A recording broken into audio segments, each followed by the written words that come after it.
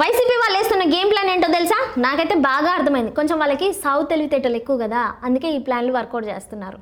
DSC మీద fake అని ధర్నాలు, దీక్షలు, జంజి కిట్స్ అని చెప్పేసి ముసలోళ్ళని తీసుకొచ్చి ధర్నాలు చేస్తున్నారే, అవన్నీ ఎందుకు చేస్తున్నారో తెలుసా?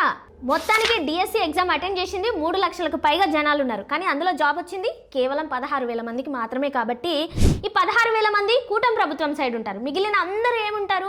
వీళ్ళని రెచ్చగొట్టి వాళ్ళకి పాపం జాబ్ రాలేదన్న బాధతో వాళ్ళు తిరిగి పడుతుంటారు. వాళ్ళ ఓట్లన్నీ వీళ్ళ సైడ్ తిప్పించుకోవచ్చని వీళ్ళ ఆలోచన. ఇంకేముంది, జాబ్ రాని వాళ్ళందరూ వీళ్ళు చెప్పే మాటలకి ఇన్ఫ్లుయెన్స్ అయిపోతారు. ఎందుకంటే వీళ్ళు చెప్పేది ఎట్లుంటుందంటే మెగా డిఎస్సి కాదు, దగా డిఎస్సి అని చెప్తున్నారు కదా. మీ దగ్గర అసలు ఒక్క ప్రూఫ్ లేదు. కోర్టుకు వెళ్తే అసలు 1% ప్రూఫ్ తెచ్చినా మేము దాని మీద ఆపుతామని అంటున్నారే, ఒక్క ప్రూఫ్ కూడా ఇప్పటి వరకు మీరు చూపించలేదు.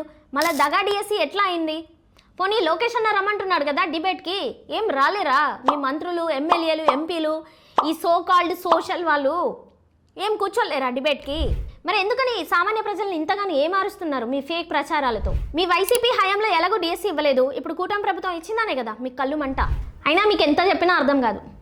ఒక్క ప్రూఫ్, అట్లీస్ట్ ఒక్క ప్రూఫ్ చూపించండి మెగా డిఎస్సి దగా డిఎస్సి అనడానికి.